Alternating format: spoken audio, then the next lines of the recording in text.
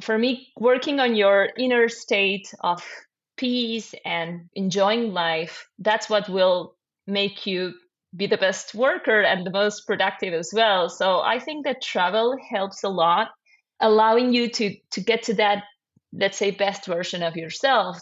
That is today's guest, Lucia Krygier, sharing some of the benefits of the remote work lifestyle. Last year, she dove headfirst into her first digital nomad adventure, spending 2 months in Cape Town, South Africa, which she said was, quote, a true turning point in my life, end quote. Travel has a way of doing that. After that, she decided to spend 4 months traveling across Europe, co-living and co-working with other nomads. She got so excited about the movement and the energy of being around others living the work travel lifestyle, she decided to bring that community to her home country of Uruguay, where she currently offers workation experiences. And in this episode, of course, we're going to have a larger conversation around remote work and the nomad lifestyle, balancing a career and travel, some of the benefits of spending more time in one spot instead of country hopping, and much more. Then we're going to get into a bunch of travel recommendations, which I think you'll love.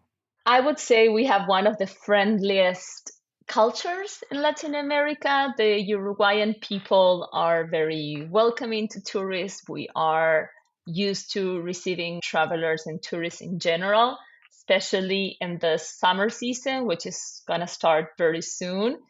Uruguay has a beautiful coast. We have so many nice cities and towns along the Atlantic Ocean, all the way until you get to Brazil, let's say. And so there's many people that choose Uruguay just for the beaches. All of that and much more happening right now in this episode. So buckle up, strap in. Thanks for being here and welcome to the Zero to Travel podcast, my friend.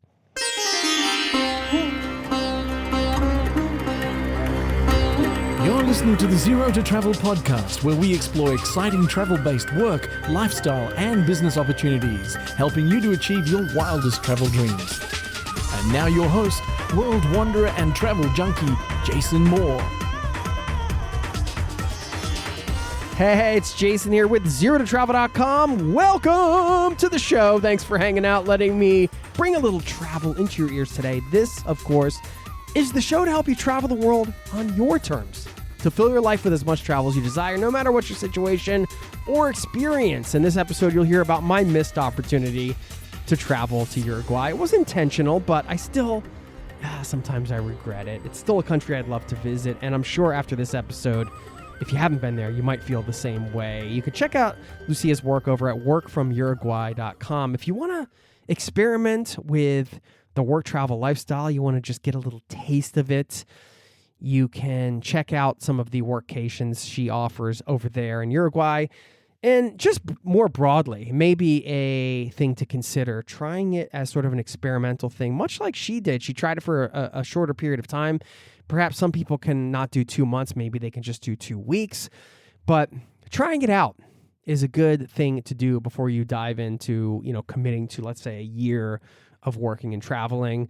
Everybody's got different personalities that way, but I like the sort of experimental, testing the waters type of approach. So who knows, maybe coming out of this one, you'll make some decisions on your first or next work and travel adventure. We're going to dive in just a moment. First, a quick reminder, zerototravel.com/newsletter. You can sign up for free to keep in touch off the pod. And I'm going to give a community shout out at the end of this one. A travel hack, a sneaky little travel hack from Bonnie, a listener in this community, to help you get more stuff on the plane when there's weight restrictions. Wondering if you've tried this one. Anyway, I'll share her voicemail. And we're going to dive in right now. Did you know, by the way, Uruguay is, quote unquote, the Switzerland of South America? I never heard that. Please enjoy this conversation. Thanks for listening, and I'll see you on the other side, my friend. Cheers.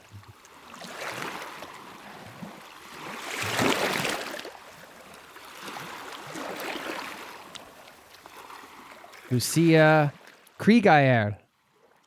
Bienvenidos to the Zero to Travel podcast. Mi amiga, how are you? I know, it's been a while. My Spanish is rusty. What can I do? Welcome to the show. That was perfect. Thanks, Jason. Thank you so much for inviting me to your podcast. Happy to be here. okay, you're a local in Uruguay, which we're going to talk about today. I mean, what would you say as a traveler, sort of slang, like "What's up? How you doing?" You know, that people be like, "Oh, that guy gets it." Like, you know, you want to try to get it a little bit as a traveler. How do we fit in? What do we need to say to people on the street? I think we're very simple, like, hola, ¿cómo estás? ¿Qué Yeah. tal? Okay. Yeah. That's just the informal, classic informal. How's it going? Spanish. Exactly. Yeah. Okay. ¿Cómo estás? ¿Cómo va todo? All right. We can do that. Well, welcome to the show. I am so excited to talk about. I don't know if there is a scene there in terms of like the remote work, digital nomad thing. I mean, obviously, like this has been a huge theme of the show ever since we started 12 years ago. I mean, we've been talking about this stuff before it was more mainstream. Now that it's more mainstream than ever, people are like, oh, I can actually spend quality time in another country. I love to travel. I can take my work with me. Cool. So we're going to hit this from a couple angles because we do have, I know you have a pretty fun list of some of the hidden gems that most travelers miss in your country. So we could talk about those. So for the people dipping in and just kind of, you know, traveling through, they're going to get that. But we're also going to talk a bit about the sort of the longer term stay type of scene in the quote unquote Switzerland of South America, which is what you told me that people refer to Uruguay as. Is that correct? Awesome. Yeah, that's how people refer to Uruguay. Yeah, sure. Let's do it. Let's get Okay. started. Well, I think the best place to start is a bit about your journey because on your website, which I know you're starting this project, which we'll talk about, workfromuruguay.com, you talked about like early in 2025 having sort of your first 2-month type of digital nomad experience. Well, I think it speaks a lot to what you're trying to build there because obviously it's not like you've been living this lifestyle of being a digital nomad for years and years. You tried it out, but you also enjoyed it so much that you're like, hey, let me take this back home with me. And you started something immediately to try to bring that scene to you. Is that right? Am I like connecting those dots correctly? Yeah, you nailed it. That's exactly how I felt about it. For me, that my first trip as a digital nomad, I didn't even know the term before I went there. I just told my boss, "Hey, I'd like to work remotely for 2 months from another country. I need a change of scene." And I went to Cape Town. I was so amazed by all this lifestyle and combining working remotely and exploring an amazing place and meeting a community that I thought, I should bring this into my country. People should come and experience this type of adventures. And I'm happy to be the host, showing them the best of Uruguay. Yeah. Well, I mean, did you fall into the scene in Cape Town? Because you said you didn't really know even the term digital nomad. This was just, did you just join a co-working space and kind of get lucky and sort of discover, oh, this is a thing that people do? Or did you do some research beforehand? How did you connect with that sort of longer term traveler community there? I actually had booked through a company that a friend of a friend had told me about. Then they shut. It was called Remote Year. So yeah, I think it's a big one in the US. Uh, Well, so I yeah, it didn't know was, I much. guess. There was It some things was. that happened, I suppose. Yeah. But go on. Sorry. Yeah, so basically, I think it was a friend of a friend who had worked there, who was working there at the moment, and told me, hey, if you want to work remotely for a while, maybe you should join one of these programs. This company is offering programs for remote workers. You might want to join one of those. And I thought, oh, okay, cool. But at that time, I just booked my own Airbnb in Cape Town. And I thought, okay, I'll book one of these programs just to meet people while I'm there, just to make sure I have some kind of a social framework.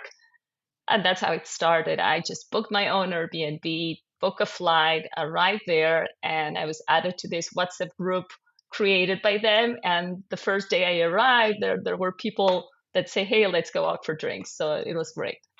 Yeah. So you were off and running pretty much right away. That is one of the beauties of long-term travel now. I think, there's so many, it's so easy to get plugged in right away to a place, so to speak.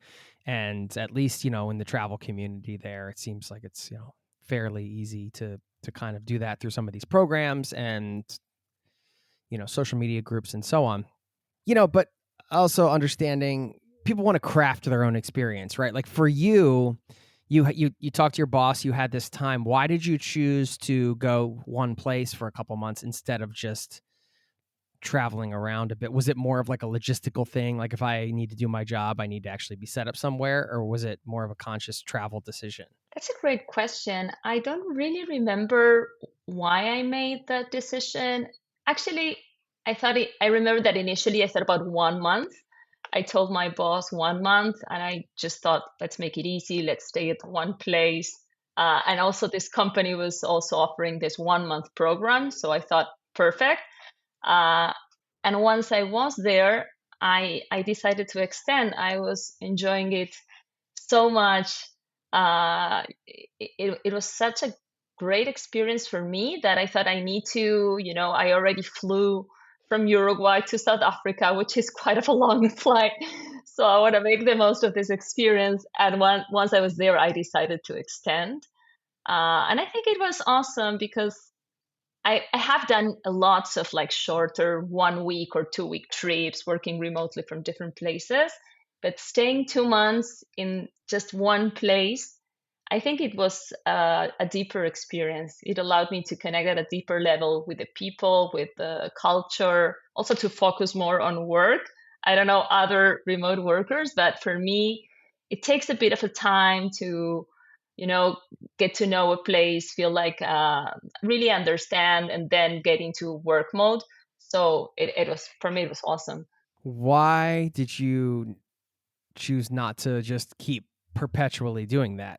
Like actually going nomadic, taking on the nomad part of the moniker. Was it just more of a functional thing? You had to get back for work, or? Yeah. To be honest, I was very sad to go back to work and to go back to an office. At that moment, my contract was hybrid, so I did have to go twice a week to the office. And after experiencing this amazing nomadic lifestyle, I was like, why would I go back to an office? And it felt like I was losing my freedom somehow. But I did have a contract that went until the end of May, I think. So I was okay. I want to be responsible. I want to finish the contract as agreed. But I knew when I made the decision to come back and finish my contract that as soon as I finish it, I would travel again. And that's what I did. I did finish my contract with this company. And after that, I took a 4 month trip traveling all across Europe. And I'm just back in Uruguay recently. Wow. How was that trip? What did you learn on that trip? Oh, Jason, it was such a great experience. Such a great experience. I'm happy that I followed my heart and my intuition, and that I, decided to do it, to continue on this nomadic journey. It was amazing. Like, first of all, the places that I chose, I didn't really know how I chose them. I think like they chose me. In what way? I heard some people in Cape Town talking about all these different places where they had been traveling, and there was one actually that like I felt maybe this should be my next spot, and it was Madeira. I don't know, the Madeira Islands, they belong to Portugal. So I was like, yeah, this sounds like it just felt right, and it did. I arrived there. I had booked in advance 5 weeks of a co-living place without knowing anyone or anything. I was like, okay, let's do it. Oh my God, that place is amazing. I highly recommend it to your audience. It has a vibe. It has a special thing. Madeira, yeah. It's not a place I've been yet, but I've heard good things. So during these 4 months, were you working as well? Were you still working a job? Because you mentioned finishing the contract. What were you doing work-wise? So I decided to finish my contract and start working for myself as an innovation consultant. And in parallel, I decided to start building my project Work from Uruguay. So it was a lot of an entrepreneurial journey and trip, let's put it this way, where I was like, yeah, I want to start a new path in my life, working independently and building a project that has a very true purpose in my life. And it's something I really want to give to other travelers. So yeah, I'm in that process right now still. Congratulations. I mean, I can see the way you're radiating and your smile that you feel, you've landed on something special for yourself. You can just feel that. And that's no small thing. So first of all, let me just say, for anybody listening out there, always a great reminder that travel can really flip your life into a different direction at any moment. Right?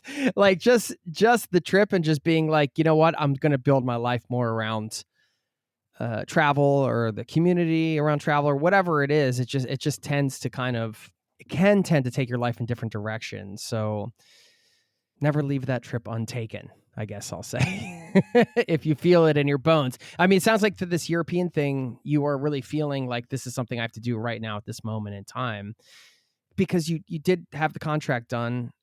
Obviously, you had ambitions to build your consulting thing, and now you're building this project on the side. But were you tempted to just not work at all during these 4 months? Like, this is always a tough decision for people too, sometimes, I think, when they're at this sort of crossroads and they have created a certain level of freedom for themselves. And now they can go like full freedom, like, I'm not even going to bring a computer. I'm just going to go experience the world for 4 months and let's just take that experience with me. Why do these things? Well, I did think about not working at all, and I was open to that happening as well. I had my savings, so I could support myself during those 4 months without working. I had saved for this. And the first month and a half, I think, I didn't work. So the first part of the trip was just, I just really traveled across Portugal. I went to Porto, I went to Lisbon, I went to the Algarve, I just relaxed at the beach. So I did travel around quite a lot. There was a point where I started feeling that I did want to go back to work. I felt it like gradually, I wasn't putting pressure on myself, but I was just starting to talk to people and have some meetings. And I trusted the process. I thought like I won't be able to control it. So I'm just trusting this process. And I know that whenever it's the right timing, I will get my first client. So I just started talking to people, doing my networking, but at the same time I was traveling and enjoying. So it was like both. And I think it was after a month and a half or after 2 months, I had a few calls with a company from Uruguay. And I remember I was coming back from a community dinner in Madeira, in Ponta do Sol, with the people from my co-living.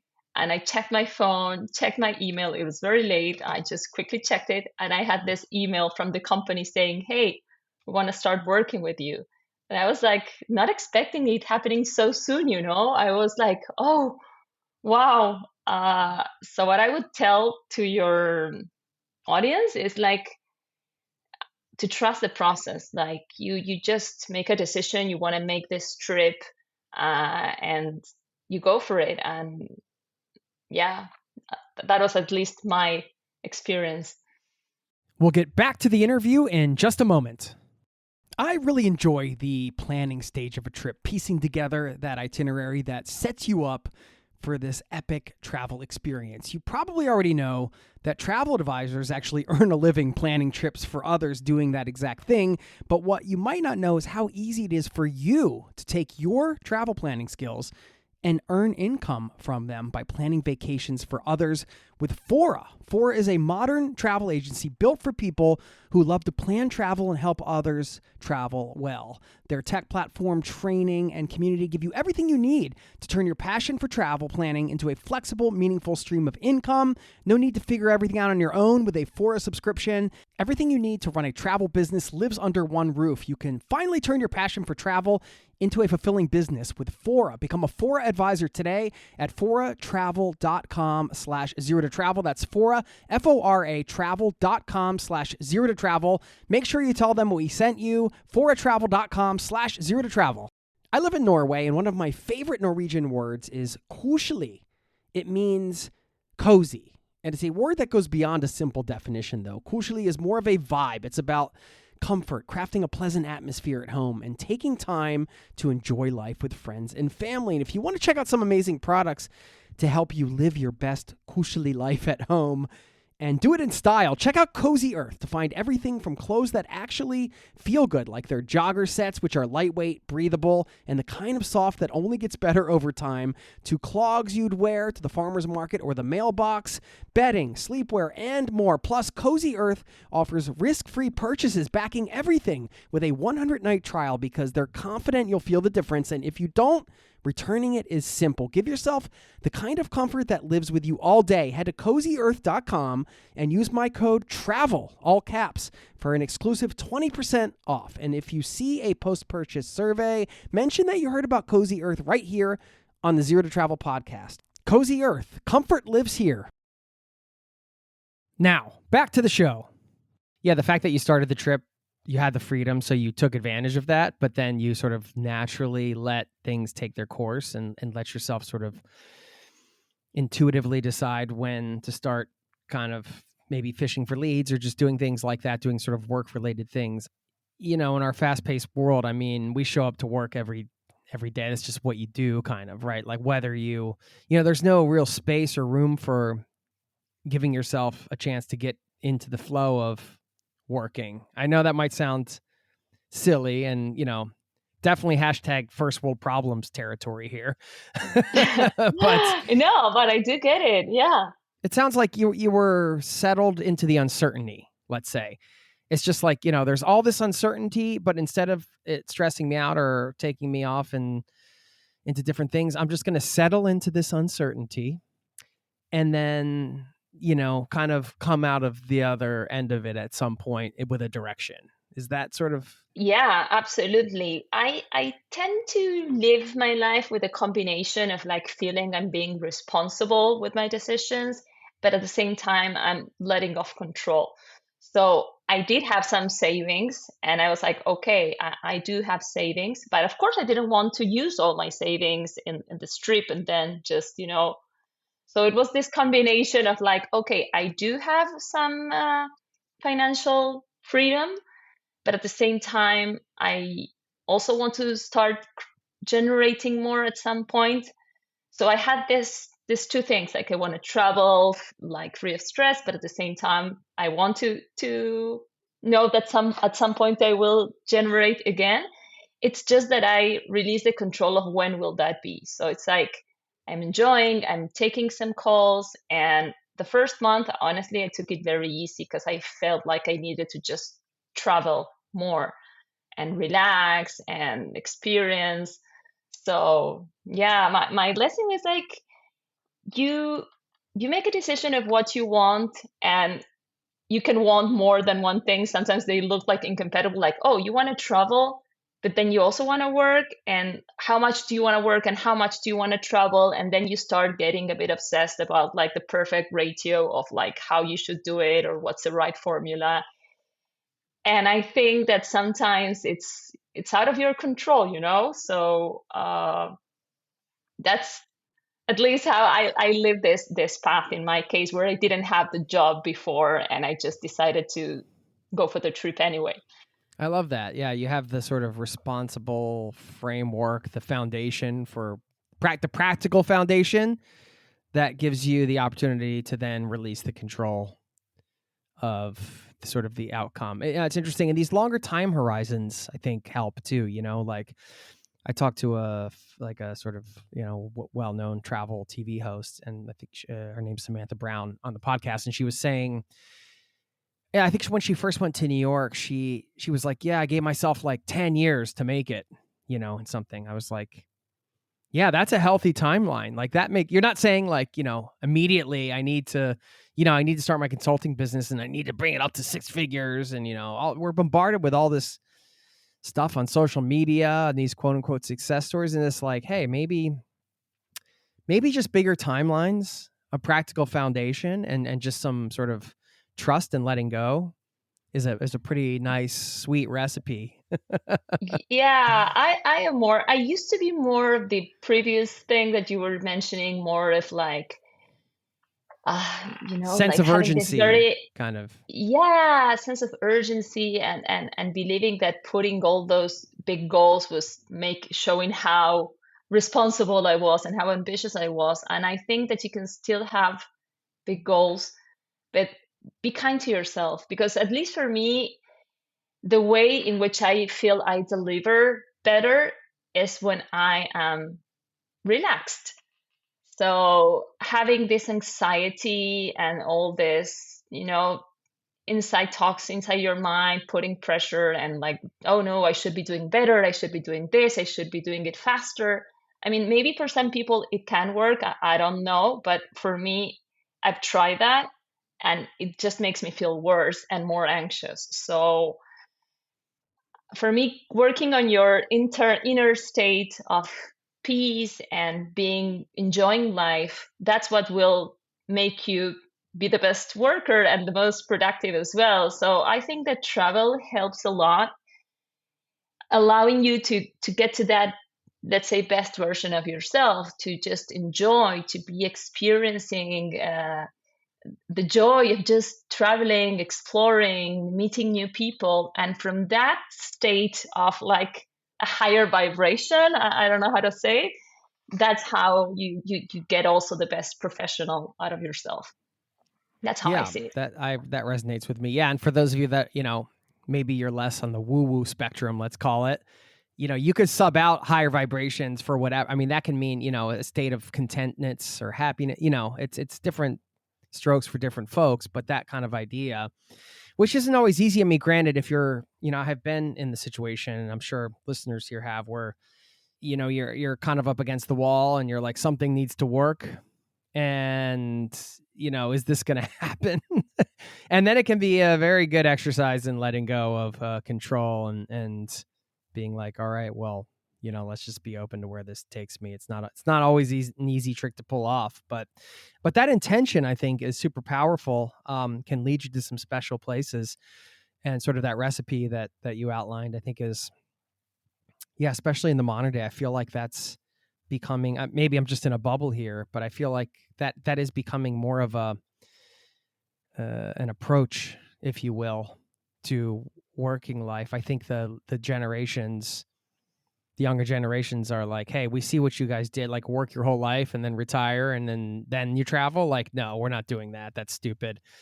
And it Exactly. is, Well, that's a realization that I had in Cape Town. I was like, am I gonna wait until when to keep doing this? Okay, like right now I'm coming to my old school, uh, well, not old school, but just to my job, which is asking me to go twice a week to the office, which is fine. It's like that's actually normal jobs in still.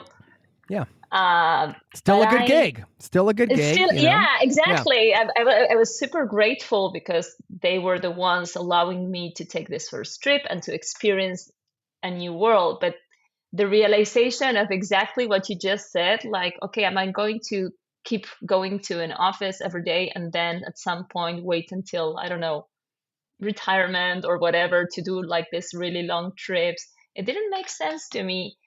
And I really wanted to prove myself that I can do different from the way my friends are doing it, different from like society in general. I wanted to travel alone and start my business from abroad and all these things that I didn't have no role models to from. I was just kind of believing in myself that I at least wanted to try.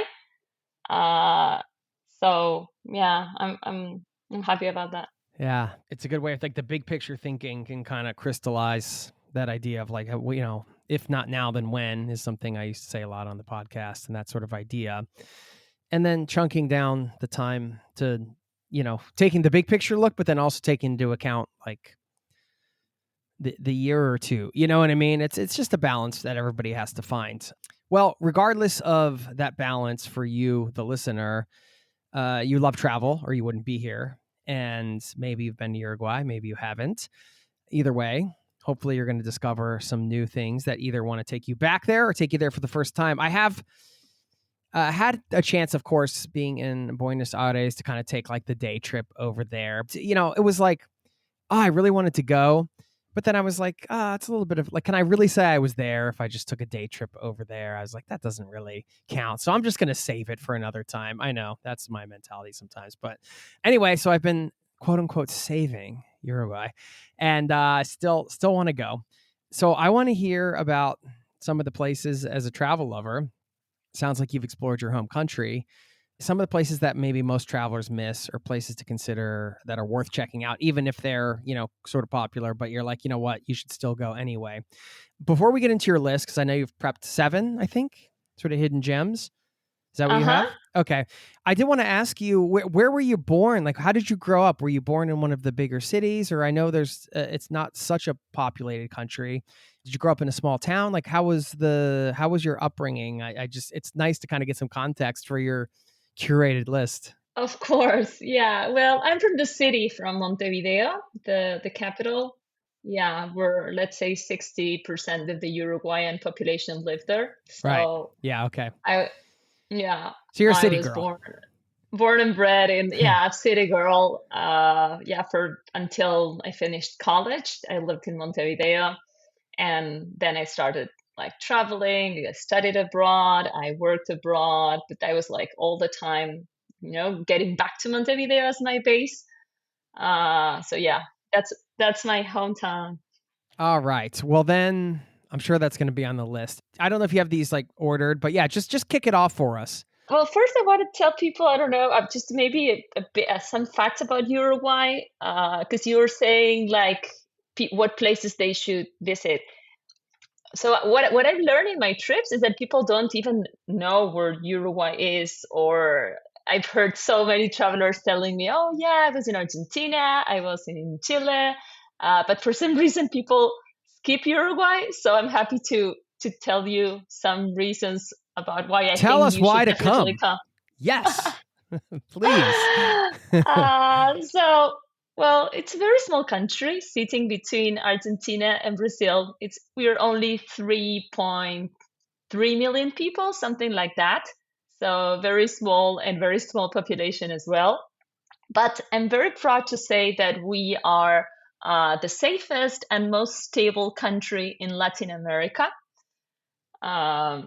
So for those of you, I've heard some people saying, "Oh, Latin America can be a bit rough."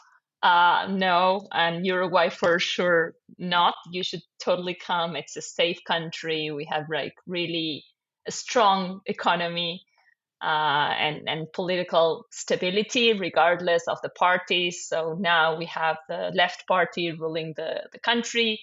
Before we have the right, and Uruguay is like, it doesn't matter, like if it's the left or the right, like it's kind of the same with a bit of course there are some differences, but it's not like we don't like extremes. We're not like, oh, like with this we're not radical at any point. So first thing I want to know about Uruguay, we are quite stable.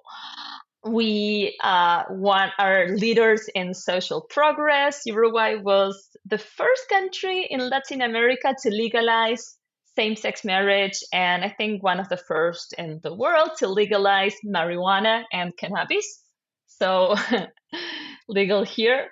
We love mate, our herbal tea. I don't know if you know it. Like we drink it from it's the like gourd, yeah. the pumpkin gourd, or yeah, Exactly. yeah. Yeah, that's a mate. And we fill it with boiling water from the thermos. So that's a very Uruguayan tradition. If you see people with a mate, it can also be Argentinian, but we are very, very proud to have our own herbal mate. It's a very social thing too, right? You pass it around, and is it like Yeah. that? And yeah, okay, because I experienced that in Argentina, where you get invited into the mate circle, you're good to go.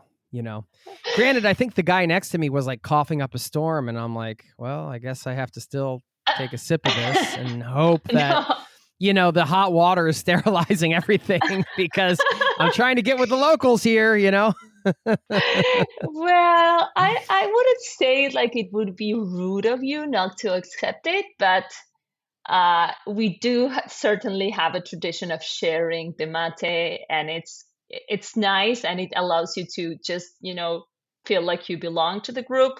And yeah, we do that every day. That's nice. I think that's a really cool thing.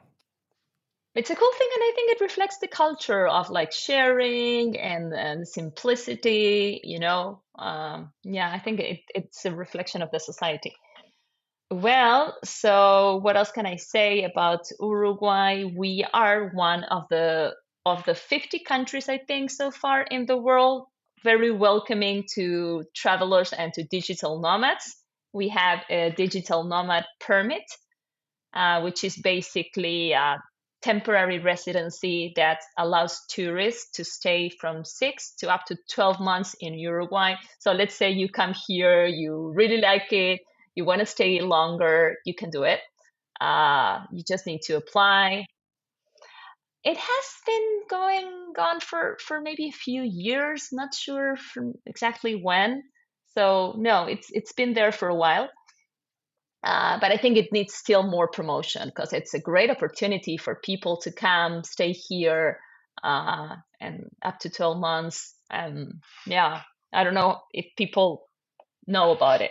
So No, it's good you're bringing it up because yes, I see I'm on the website now, the digital nomad permit. So yeah, these are becoming more and more popular around the world, and great to know that option is there. That might be a great fit for some people. yeah, because I've seen some travelers looking for a base where they can stay and have it as a base. So I think Uruguay could be a good one in that sense. But if you get the digital nomad permit, which is very easy to apply for and get it. I would say we have one of the friendliest cultures in Latin America. The Uruguayan people are very welcoming to tourists. We are used to receiving travelers and tourists in general, especially in the summer season, which is going to start very soon. Uruguay has a beautiful coast. We have so many nice cities and towns along the Atlantic Ocean, all the way until you get to Brazil, let's say. And so there's many people that choose Uruguay just for the beaches. It's very nice to come here in the summertime, let's say from December to March. That's the best weather. And I really love our coast because uh, you have from luxurious resorts to very simple bohemian. So there is kind of a beach town that will cater all different types of tourists. Well, one place that I believe that people can't miss is Cabo Polonio. Cabo Polonio. I don't know if you heard about it before. No, we're into the list now, I'm guessing. Okay. Yeah. Okay. Let's start with the list. Okay. You'll have to send us this list after we record so we can just make sure people, I know it can be tricky with audio and stuff like that. So this is Cabo Polonio. Cabo Polonio. Yeah. So Cabo Polonio, it's one of my favorite places in Uruguay. I try to go there every year with friends. It's a kind of a 2 to 3 hour drive from the city, from Montevideo. It used to be a fisherman village. It's the funny thing about Cabo Polonio, it's a village that is accessible only by special trucks. So you can go there with your car or get by public transportation. Even if you take a bus, it will leave you in the entrance. But then you need to take one of their local special trucks to get into the village. And it's an off the grid village. It has almost no electricity or cars. So it's a place that is really magical. Like imagine nowadays that there's still a village in some point of the world that in the evening you just need to light candles because there's no electricity there. Wow. Isn't it crazy? You can walk there and there's not going to be cars all over. So I think that's very unique. Like, I can't think of any other place like that. And oh my God, looking at the stars in the evening from there, from Cabo Polonio, Wow. that's a That's a magical great, yeah, experience. that sounds really interesting. So are there plenty of accommodations there? Is it like a camping situation or reserve in advance because it's so small? It looks like there aren't many inhabitants in this little Yeah. village. So Yeah, what do you recommend? if you go in the summertime, I would definitely suggest to book in advance. They have like bungalows, they have some houses, they have hostels, they have hotels. But yeah, it's still a limited offer, and they want to keep it like that because they're really conscious, and they don't want to over sell it. So yeah, you should book in advance, at least, let's say, maybe a month or two for the very least. That is cool. That's super cool. Okay. Yeah. So Cabo Polonio, guys, you can't miss it. Believe me, you will not regret it. I haven't seen anyone, any tourist or any friend coming to visit that hasn't had this wow effect after after going to Cabo Polonio. Okay. Next. Well, Punta del Este is my favorite city in Uruguay. And actually, it's where I'm going to organize one of these workation trips with my business because I really love the vibe of Punta del Este. Um, Punta has Punta has it all. It's like it has great beaches for people who just love to go to the beach or surf. It has really cool surfing spots, has big waves, really good beaches. But at the same time, it has a combination of like nature, beach, and city, which is sometimes hard to find it. It's either like cities are two cities and you see a lot of buildings and it's hard to relax on a city, or you have just beach resorts and then maybe you don't have the infrastructure that cities has. So Punta, I think it's a really good combination of being able to chill while having an amazing infrastructure there. I love that. Okay. So you get the perks of the city sort of life with food and, places to go out and things like that. But then you also have the nature beach Yeah, you have the element. Yeah. nature. It's super clean, it's nice, it's safe. That's why even like tourists from Brazil or from our neighbor countries, they prefer to come to Uruguay than to use their own beaches because they love this setting of feeling safe and guarded, and really nice. Okay.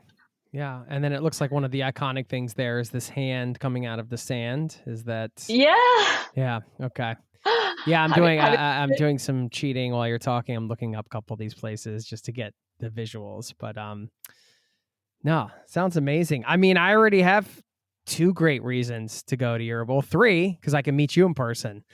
So, Oh, I mean, for do we sure. need any more? We could just end this. No, we're not going to end them. No, please. We would never do that. We want more. This crowd wants more.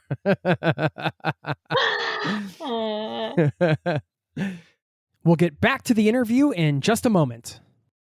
Are you looking for a smarter way to start your day? Always a good thing, right? Morning Brew Daily breaks down the biggest news in business every morning, fitting seamlessly into your day. Hosts Neil Fryman and Toby Howell cover everything from the latest tech headlines to why nobody can afford a house right now. And their approach actually makes morning news fun.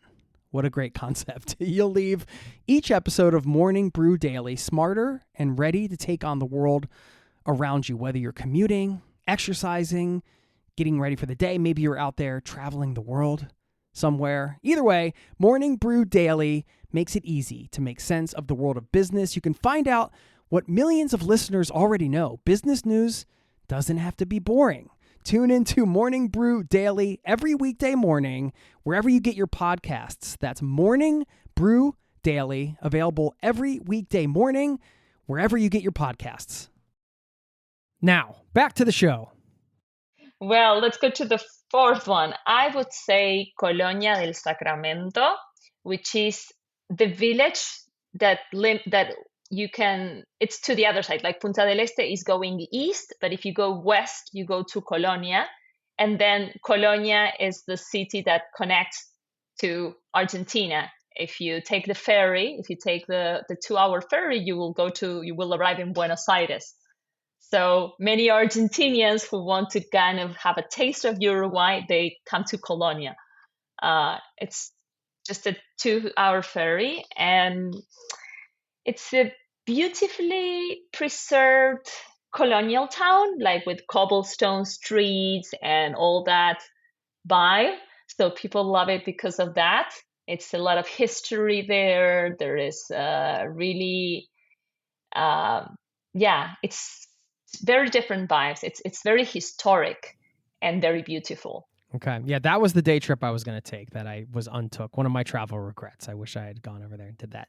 But I do think, some places like that, I don't know if Colonia del Sacramento is one of these places, but it can be fun, I think, when you go on a day trip like that to a place that, and again, I don't know if this fits that category, but where it's like an extremely popular place to go for the day and spend the night there because like everybody leaves and then there's nobody there. And then you're just hanging out and it's you and sort of the people that live there. You know what I mean? Like, not, maybe that's a bit extreme, but is it like one of those types of places where or is it just popular? Like people are staying there all the time and. No, people do stay there. Even locals, we go there because we love it. So we do like say, let's go for a weekend to Colonia just to unplug and visit. So yeah, so it's not just a place for day trips. They have many people staying there for a night or even two. I think you will not get bored if you stay even 2 nights there. Um, I have done it, and there's things to do. You don't have the beach. That's why many people just go to the east of Uruguay because they want to enjoy all the beaches by the Atlantic Ocean. But I think Colonia is such an interesting place that you can totally spend 2 days there and will not get bored. Love it. Okay, what else you got for us? What else do I have? So then there is Punta del Diablo and Balizas. This is part of the beach towns in Uruguay. It's further east. Like you drive to Punta del Este, you continue. Let's say you drive another hour and a half, and you will get to Punta del Diablo. Punta del Diablo, I love it. I used to go there every summer with my girlfriends when we were in our early 20s. Like every summer, we would spend a week there. Oh, wow. Okay. And So you have a real connection to this place. Lots of memories. Yeah, lots of memories with my friends, and it's still a great place. Even now that I'm 37, I would still go there and still find things to do.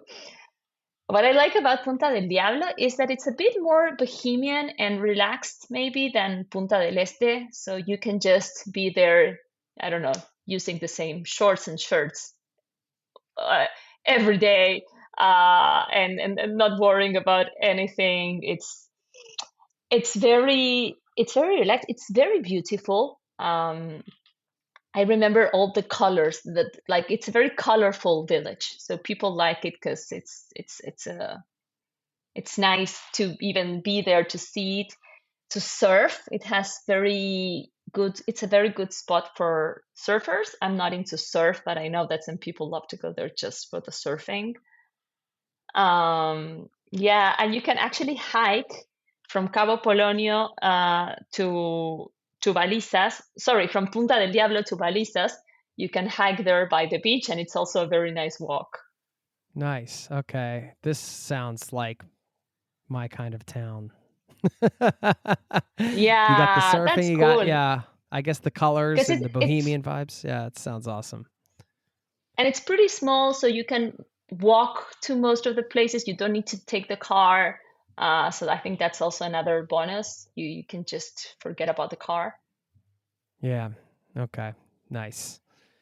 Well, of course, you have to come to Montevideo if you are in Uruguay. There's so much to do in the city. It's sometimes like I take it for granted because I live here, so I start talking about all the other places, but you should definitely come and spend few days, even a week in Montevideo, explore the old city, explore all the the Rambla. Have you heard about Rambla? No. So the Rambla is all our shore, and we have a beautiful shore in Montevideo. We even have beaches in Montevideo, and the Rambla is actually all our shore, and people go there jogging, they go for walks. It's a place where we just gather and drink a mate. So it's a great way to experience the local culture, to just hang out at the Rambla and Okay. stay there. I love that. Yeah, sort of an Yeah, outdoor community gathering point in some ways. absolutely, and it's so Yeah. beautiful because you can have a really good view of the city. Uh, it's nice.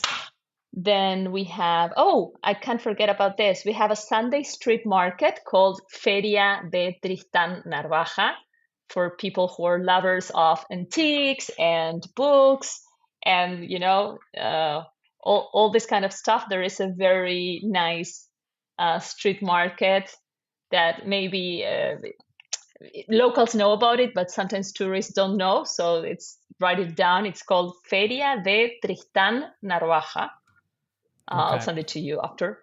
Great. I don't know. Yeah, going to a market like that in another country where you're just going to see things that you've never seen before by people that have made, things that it's just all unique in a way. Like a lot of it will be unique to you. So I love that kind of vibe. Yeah. Yeah, I think people will like it. What else? Well, there's so many other places. I don't know. How many have we covered so far? Let's. Yeah, we've covered like maybe six or seven. Oh, and there's one more that I want to bring up. It's called the Arboretum Lucich, which I think it's a must also. It's near Maldonado area, not in the city. It's closer to Punta del Este.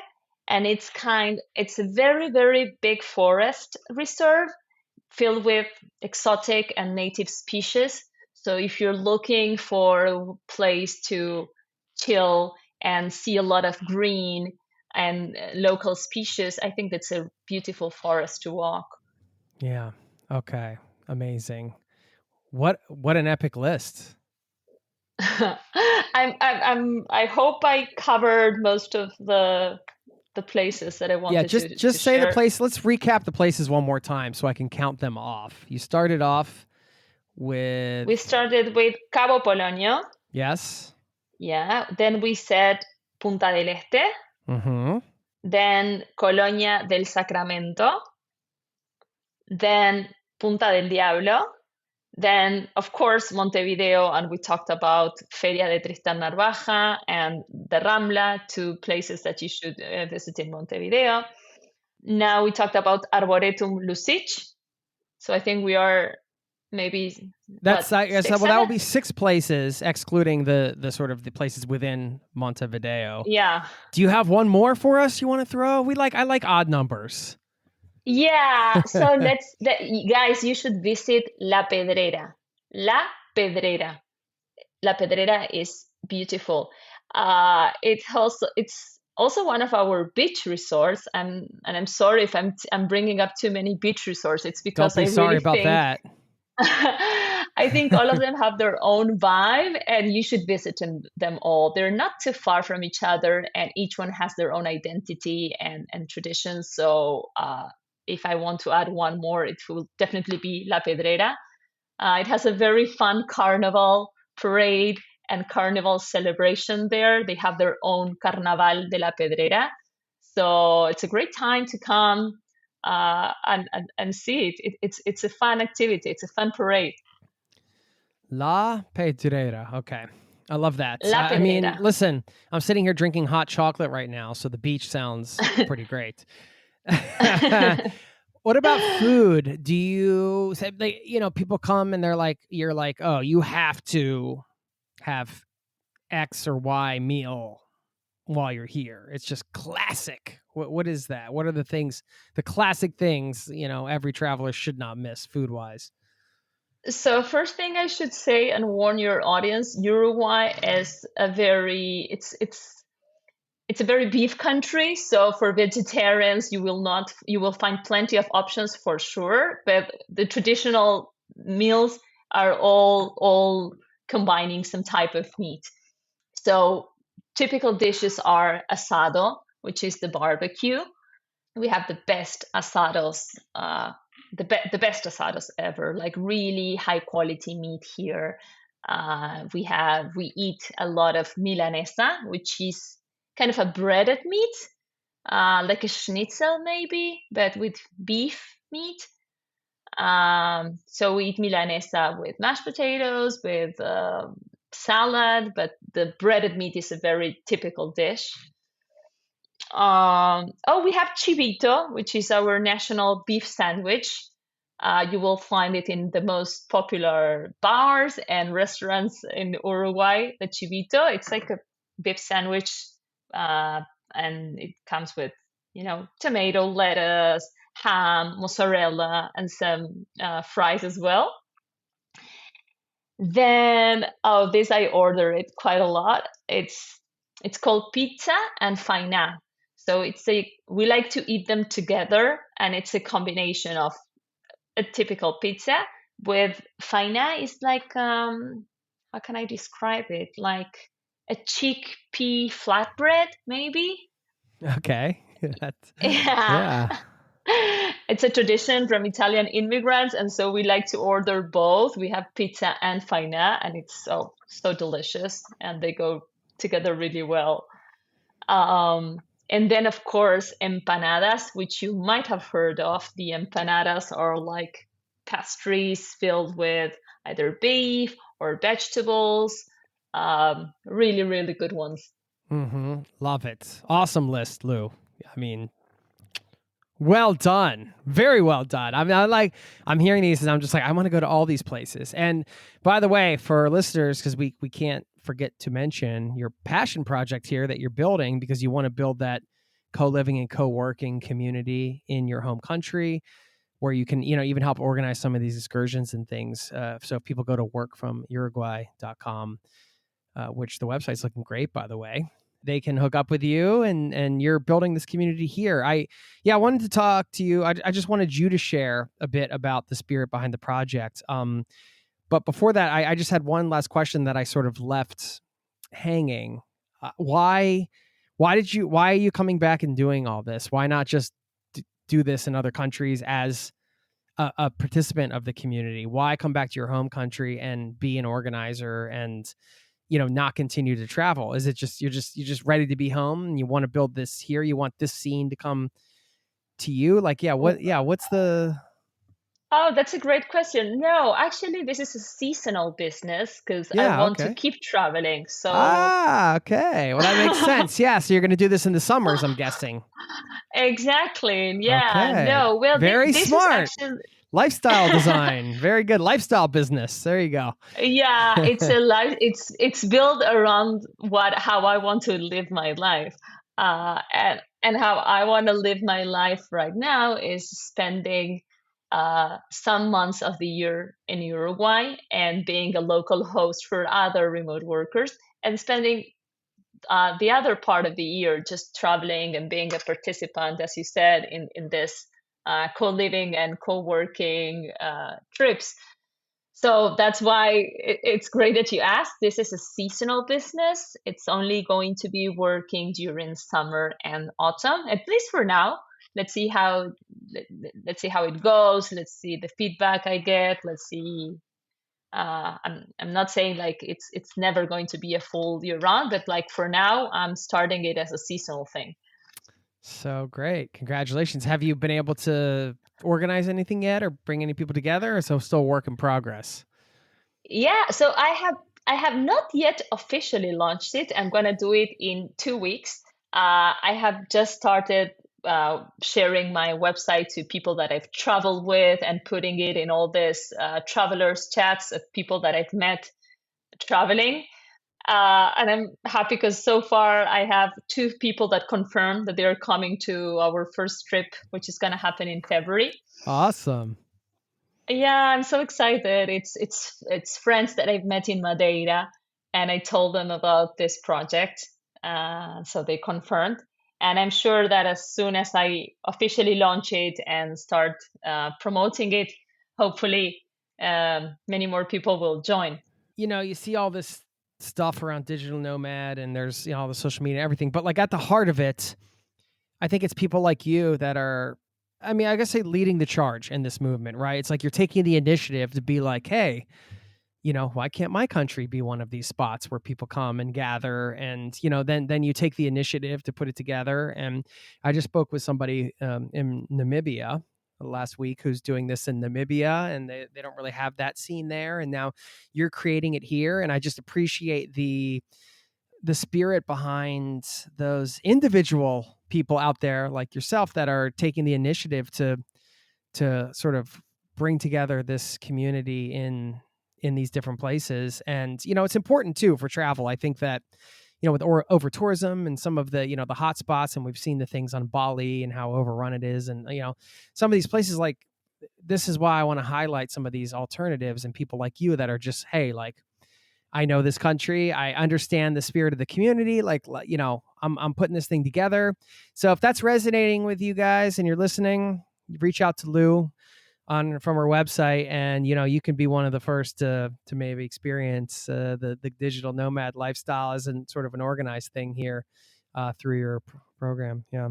Thank you so much, Jason. Yeah, I'm really putting all my heart into this project. I really have a mission here of, on the one hand, I'm so grateful to Uruguay for all it has given to me that I feel like I really want to promote my country because I believe in the value it has to offer tourists, to offer remote workers.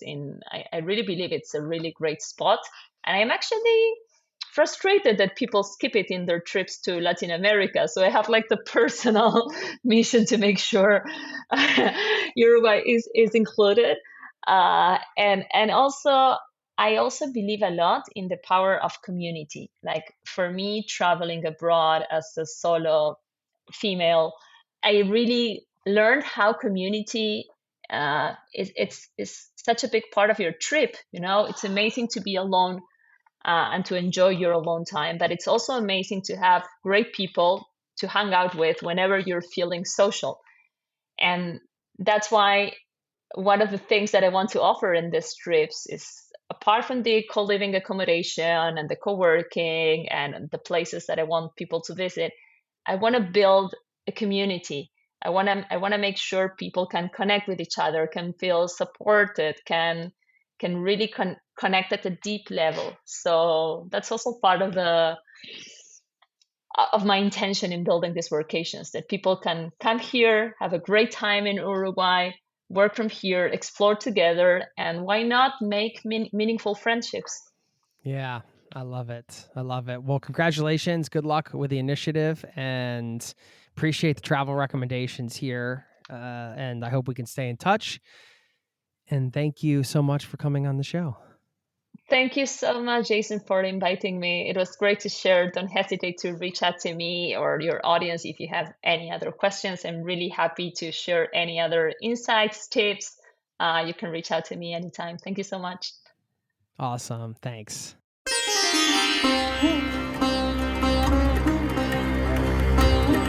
Thank you very much to Lou, our guest today. Of course, workfromuruguay.com, the website you can check out. Everything's in the show notes. And as promised at the beginning of this episode, I wanted to share with you a voicemail I got from a listener named Bonnie, sharing an awesome, sneaky little travel hack. Check this one out. Hi, Jason. This is Bonnie. I'm one of your loyal listeners for numerous years now. I'm spending about 6 weeks here in Portugal. And while on a boat trip in the Douro River, we met some young college kids who told us about a hack of getting more things on a plane that has weight restrictions. And they said they would go to a duty-free shop, buy something very small, and get a duty-free bag. And they say the airlines just never check these bags for their weight or what's in them. So if you bring a duty-free bag, you can stuff a bunch of stuff in that, and then the other bag is what counts for weight. Haven't exactly tried it yet, but maybe somebody can give it a try and test it out. Anyways, hello from Portugal, and have a great day. Bye. Have you tried that one? I don't know. You can always count on those college kids to come up with hacks like this anyway. Thanks to Bonnie. And if you want to leave me a voicemail, I want to share more of these. You can please do that with the link in the show notes. I have a voicemail box set up. Just click a link and leave a message. Okay. I'm going to leave you with a quote to wrap this one up. Beach themed. We talked a lot about the beaches of Uruguay today, some of those spots. And so I thought I would tie this one up with a sort of semi-beach themed quote. First, I want to let you know this podcast is now a proud member of the Airwave Media Podcast Network. Visit airwavemedia.com to listen to subscribe to their other amazing shows. Okay, this quote from Henry Wadsworth Longfellow, who said, "Sit in reverie and watch the changing color of the waves that break upon the idle seashore of the mind." Thanks for listening. I'll see you next time. Peace and love to you and yours. Cheers. This podcast has been brought to you by ZeroToTravel.com. Ideas and advice to make your travel dreams a reality.